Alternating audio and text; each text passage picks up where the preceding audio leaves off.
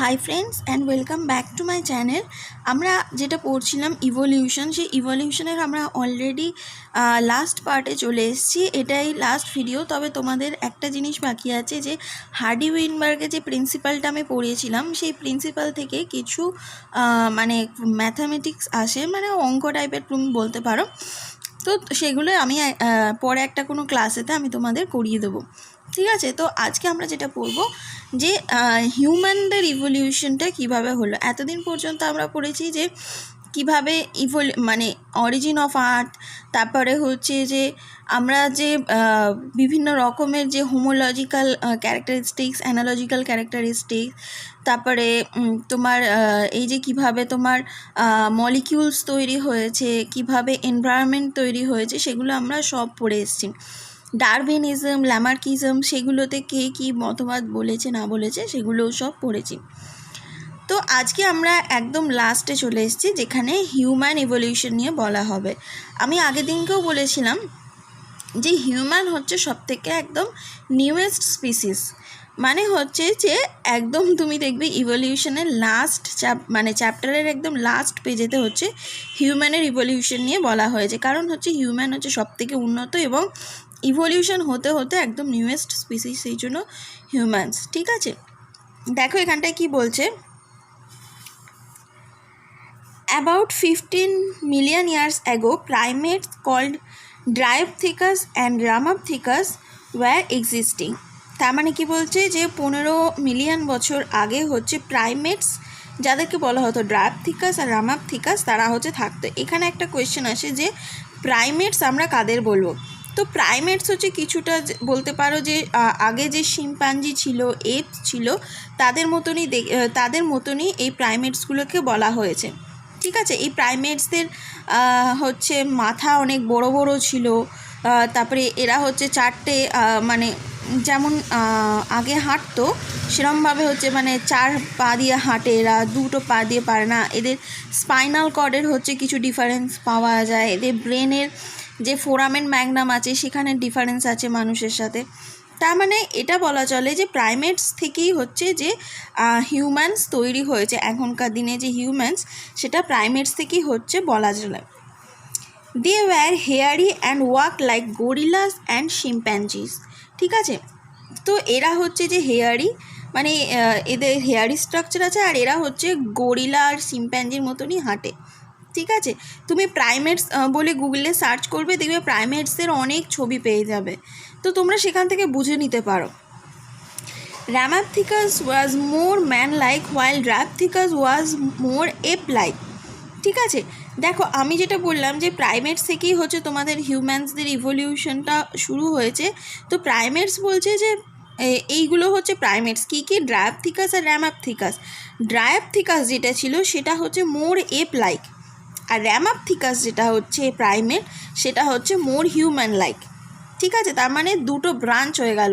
দেখো ডারউইনের আমরা পড়েছিলাম না ব্রাঞ্চিং ডিসেন্ট, তো এইখানেও বুঝতে পারছো তো যে ব্রাঞ্চিং ডিসেন্টে কীভাবে কাজ লাগছে। মানে হচ্ছে আমাদের অ্যানসিস্টার কিন্তু হচ্ছে সবাই সেম, সেখান থেকে হচ্ছে আমরা বিভিন্ন রকমভাবে ভাগ হয়ে গেছি ইভলিউশনের কারণে, অ্যাডাপ্টেশনের জন্য।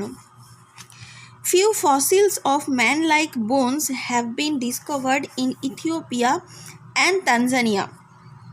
ইথিওপিয়া আর তানজানিয়াতে হচ্ছে এই যে এদের র্যামাপথিকাস, ড্রায়োপথিকাস, এদের হচ্ছে ফসিলস পাওয়া গেছে, এবং এই ফসিলস থেকেই কিন্তু আমরা জানতে পেরেছি যে এই যে র্যামাপথিকাস যেটা, এটা হচ্ছে মোর ম্যান লাইক প্রাইমেটস দেন হচ্ছে ড্রায়োপথিকাস। তাহলে তোমাদের পরীক্ষায় এটা কোয়েশ্চেনে আসতে পারে যে র্যামাপথিকাস যে প্রাইমেটসের ছিল তাকে কার মতো দেখতে, আর ড্রায়োপথিকাস যেটা ছিল সেটাকে কার মতন দেখতে। আর অথবা কোয়েশ্চেনে আসতে পারে যে প্রাইমেট কাকে বলে, প্রাইমেটের কিছু ক্যারেক্টারিস্টিক্স, তো সেগুলো তোমরা পড়ে। দেখো এখানটায় বলেছে যে 7.11 ফিগার যেটা আছে সেইটা দেখতে।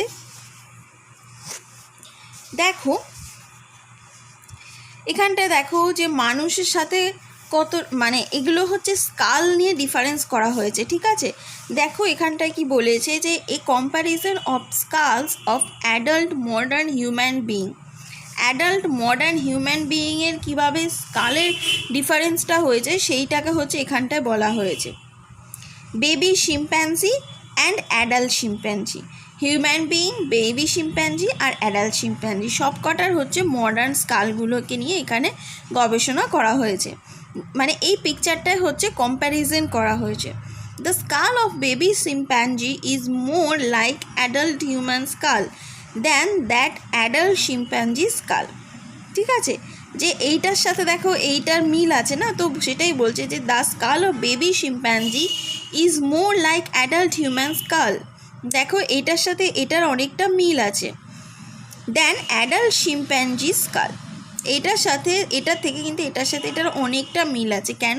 কারণ হচ্ছে ইভলিউশন হয়ে যাচ্ছে পরে পরে। তো সেটাই এখানটায় বলেছে যে প্রাইমেটস ছিল, প্রাইমেটস আমরা বলছি যে ডায়াপথিকাস রামাপথিকাস যেটা ছিল সেটাকে আমরা বলছি যে প্রাইমেটস, যে যাদের কি ছিল, যার মধ্যে গরিলা, শিম্পাঞ্জি এরা সবাই পড়ে যাচ্ছে। এদের ক্যারেক্টারিস্টিক্সের মধ্যে হচ্ছে যে এরা ছিল হেয়ারি আর এরা হচ্ছে 4 পায়ে হাঁটতো। ঠিক আছে, এদের হচ্ছে মাথাটা খুব বড় টাইপের ছিল। আর এই রামাপথিকাস যেটা ছিল সেটা হচ্ছে অনেকটা মানুষের মতো দেখতে, আর ডায়াপথিকাসটা হচ্ছে এপ লাইকের মতো মানে এপসের মতো দেখতে, মানে ওই শিম্পাঞ্জি, বানর এইসবদের মতো দেখতে। তো তুমি যদি এক কথায় জিজ্ঞেস করো যে প্রাইমেটসদের মধ্যে কোথা থেকে তোমার হিউম্যানসদের ইভলিউশন হয়েছে, তো তুমি এখানে সহজেই বলতে পারো যে রামাপথিকাস থেকে। Okay, this revealed hominin features leading to the belief that about 3 to 4 million years ago. এখানে আরেকটা টার্ম তাহলে তোমাদের নতুন আসছে, যেটা হচ্ছে যে হোমিনিড। ঠিক আছে, তো হোমিনিড আমরা কাকে বলবো? হোমিনিড মানে হচ্ছে যে যেগুলো গ্রেট এপস যেগুলো হয়, গ্রেট এপসের যে মেম্বারটা সেটাকে আমরা বলছি যে হোমিনিড। ঠিক আছে, এখানে এরা হচ্ছে যে এরা এপস মানে এরা তো মূলত হচ্ছে তোমার ম্যামালিয়ান্স হচ্ছে। আর এদের সাথে তুমি যদি মানুষের মানে কি বলবো ক্যারেক্টারিস্টিক্সে যদি তুমি তুলনা করতে যাও, তো এদের সাথে কিন্তু মডার্ন ডে হিউম্যানস যেগুলো আছে তাদের সাথে কিন্তু অনেক মিল পাবে। ঠিক আছে, তারপরে দেখো কি বলছে, তো এই যে হোমিনিড যে ফিচার্স যেগুলো ছিল, তো এগুলো হচ্ছে 3 থেকে 4 মিলিয়ন ইয়ার্স এগোতে হচ্ছে দেখা গেছিলো। Man like primates worked in eastern Africa. তো প্রথম যে মানুষের সন্ধান পাওয়া যায় সেটা কিন্তু ইস্টার্ন আফ্রিকাতে পাওয়া যায়। তোমাদের এইটা কোয়েশ্চেনে আসছে যে কোথায় প্রথম পাওয়া গিয়েছিল। সবথেকে মানুষের বেশি ফসিলস, মানুষ কেন যে কোনো অর্গানিজমসের বেশি ফসিলস কিন্তু আফ্রিকা থেকেই পাওয়া গেছে। ঠিক আছে, তো এখানে হচ্ছে যে এই ধরনের হোমিনিড প্রাইমেটসদের হচ্ছে এখানে এরা হচ্ছে এখানে থাকতো কত বছর আগে? 3 থেকে 4 মিলিয়নস বছর আগে। They were probably not taller than 4 feet. তারা হচ্ছে 4 ফিটের থেকে মানে 4 ফুটের থেকে বেশি কিন্তু খুব একটা লম্বা হতো না, বাট ওয়াকড আপ রাইট, কিন্তু তারা হচ্ছে ঠিকঠাকভাবে হাঁটতো। 2 millions years ago Australopithecines probably lived in East African grasslands. তো অস্ট্রালোপিথিসিয়ান্স যারা ছিল তারা কিন্তু হচ্ছে যে 2 মিলিয়ন বছর আগে হচ্ছে ইস্ট আফ্রিকান গ্রাসল্যান্ডে হচ্ছে এরা থাকতো। এখানে হচ্ছে যে ইনফরমেশন যেগুলো দিয়েছে শুধু সেই ইনফরমেশনগুলো তোমার মাথায় রাখতে হবে। আর যেগুলো তোমাকে বললাম ক্যারেক্টারিস্টিক্স, যেমন হচ্ছে প্রাইমেটস আর হোমিনিড, এই ক্যারেক্টারিস্টিক্সগুলো পড়তে হবে। আর কোনটার সাথে এই যেখানে এতগুলো নাম বলেছে সেগুলো তোমার মনে রাখতে হবে। Evidence shows they hunted with stone weapons but essentially ate fruits. তো এই যে অস্ট্রালোপিথিসিয়ান্স যারা ছিল তারা হচ্ছে যে এরা কিন্তু স্টোন দিয়ে ওয়েপেন্স বানাতো, মানে হচ্ছে যে পাথর দিয়ে হচ্ছে যে তোমার ওয়েপেন্স মানে কি বলবো, যেমন হচ্ছে তীর, ধনুক, মানে নিজেকে বাঁচার জন্য যেটা কাজে লাগে, ছুরি টুরি এইসব, সেগুলো হচ্ছে এরা বানাতো পাথর দিয়ে। আর হচ্ছে তারা ফল খেত। Some of the bones among the bones discovered were different. তো এদের থেকে হচ্ছে কিছু আলাদা টাইপের বোনস হচ্ছে ডিসকভার করা গেছে। This creature was called the first human like being. The hominid was called Homo habilis. তো এই সময় যে যারা ছিল তাদের হচ্ছে যে হিউম্যান লাইক হচ্ছে এদের স্ট্রাকচার দেখা গেছে, হিউম্যান লাইক ওদের বোন দেখা গেছে, তো এদেরকে বলা হচ্ছে হোমিনিড। আর এদেরকে মানে এরা হচ্ছে হোমিনিডের মতো দেখতে, সেই জন্য এদেরকে বলা হচ্ছে Homo habilis. The brain capacities were between 650 থেকে 650 টু 800 সিসি। তো এদের ব্রেন ক্যাপাসিটি হচ্ছে যে 650 থেকে 800 সিসি। আমাদের হিউম্যান ব্রেন ক্যাপাসিটি হচ্ছে সব থেকে বেশি। যে যার যত বড় মাথা হবে না, ব্রেন ক্যাপাসিটি যার যত বেশি হবে সে হচ্ছে তত বেশি ইন্টেলিজেন্স হবে, ঠিক আছে। একটা হিউম্যান ব্রেনের ক্যাপাসিটি হচ্ছে 1400 সিসি। তো সেখানে হচ্ছে দেখো এটার থেকে অনেকটা বেশি, সেই জন্য হচ্ছে আগেকার দিনের মানুষদের থেকে, মানে আগেকার আমাদের যে প্রাইমেটস যারা ছিল, এই হোমো হ্যাবিলিস যারা ছিল, তাদের থেকে কিন্তু এখনকার এই হোমো সেপিয়েন্স যেটা আছে সেটা কিন্তু আরও অনেক উন্নত। কারণ হচ্ছে ওদের ব্রেন ক্যাপাসিটিটা বেড়ে গেছে। ব্রেন ক্যাপাসিটি যখন বাড়বে তখন তোমার চিন্তা ভাবনা সব কিছু বেড়ে যাবে, ঠিক আছে, বুদ্ধি টুদ্ধি সব বাড়বে। They probably did not eat meat, এরা কিন্তু মাংস টাংস কিছু খেত না। Fossils discovered in Java in 1891, তো এদের হচ্ছে ফসিলস হচ্ছে যে জাভাতে পাওয়া গেছে 1891-এ, reveal the next stage that is Homo erectus. তো এদের হচ্ছে যে নেক্সট স্টেজ যেটা আছে সেটা হচ্ছে হোমো এবার ইরেক্টাস। এটা কত বছর আগে পাওয়া গেছে না, 1.5 মিলিয়ন ইয়ার্স অ্যাগোতে পাওয়া গেছে, ঠিক আছে। Homo erectus had a large brain around 900 CC. দেখো আগেরটা ছিল 650 থেকে 800 সিসি, এরপরে ওদের থেকে হোমো হ্যাবিলিস থেকে যেটা ইভলিউশন হয়ে হলো হোমো ইরেক্টাস, এরা কিন্তু হচ্ছে 900 সিসি। হোমো ইরেক্টাস প্রবাবলি এট মিট, এরা কিন্তু আবার মাংসও খেত। The Neanderthal man with a brain size of 1400 CC lived in Near East and Central Asia between 1 lakh to 400 years back।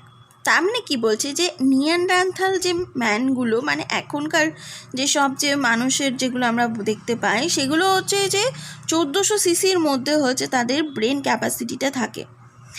এবং এদের হচ্ছে সেন্ট্রাল এশিয়াতে দেখা গেছিল প্রথম হচ্ছে যে এই 1 লাখ বছর থেকে 40,000 বছর আগে, 40 থেকে 1 লাখ বছর আগে হচ্ছে যে এদের এই নিওন্ডারথাল যে মানুষগুলো ছিল যাদের ব্রেন সাইজ হচ্ছে যে 1400 সিসি, তাদের কিন্তু প্রথম দেখা গিয়েছিল।